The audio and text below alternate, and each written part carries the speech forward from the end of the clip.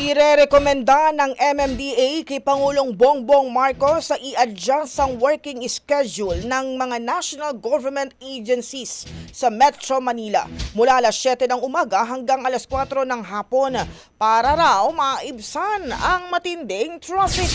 Ayon kay MMDA Chairman Attorney Don Artes, halos kalahating milyon ang empleyado ng ahensya ng gobyerno sa NCR. 37.15% dito ay gumagamit ng private vehicles tuwing rush hour, kung kaya ipapatupad ang 7 a.m. to 4 p.m. working schedule. Kaya luluwag umano ang daloy ng trapiko. Sang-ayon din si Metro Manila Council Chairman at San Juan City Mayor Francis Zamora sa rekomendasyon. Ayon sa kanya, mas maganda kung mas aagahan ang pasok. Sa ngayon ay makikipag-ugnayan muna ang MMDA sa Metro Manila Mayors kung sang-ayon din sila sa rekomendasyon bago ito isumite sa Pangulo.